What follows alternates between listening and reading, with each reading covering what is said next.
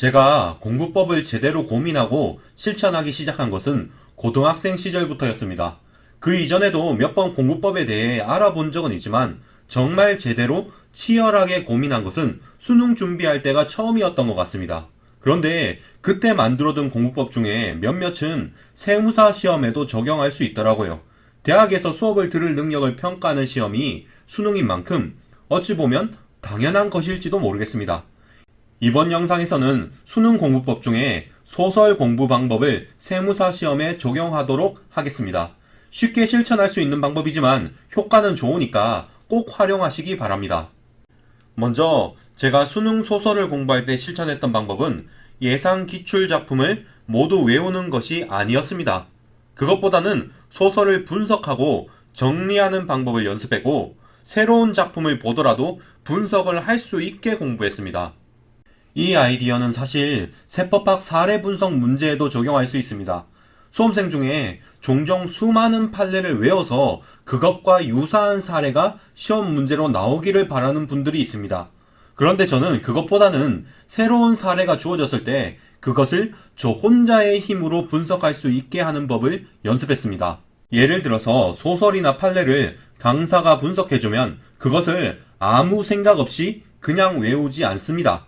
힘들더라도 이 사례를 혼자 힘으로 해석해보고 강사가 말한 것과 비교를 합니다. 그리고 다르게 해석한 부분이 있으면 왜 그렇게 했는지를 생각해봅니다. 아주 단순한 공부법이지만 공부법의 목표 자체가 다릅니다. 그리고 이런 방식으로 하는 것이 훨씬 더 실전에서 문제를 풀기에 적합했습니다.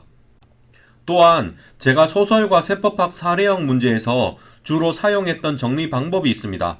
그것은 바로 인물 중심으로 사건을 정리하는 겁니다. 보통 글을 읽을 때 그냥 머릿속에서만 사건을 정리할 때가 많습니다.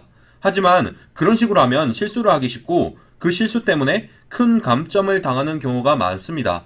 특히 세법학의 경우 사실관계를 명확히 파악 못하면 결론을 제대로 도출하더라도 점수를 제대로 못 받을 수 있습니다. 그래서 저는 소설이나 세법학 문제를 읽을 때 등장하는 인물을 메모하고 그들 간에 어떤 일이 일어났는지를 정리했습니다. 예를 들어 ABC라는 사람이 있다면 서로가 서로에게 어떤 행동을 했는지를 따로 대략적으로라도 메모하는 식입니다. 이렇게 하니까 조금 귀찮기는 해도 문제 풀 때 실수가 정말 많이 줄어들더라고요. 수능과 세무사 시험 모두요.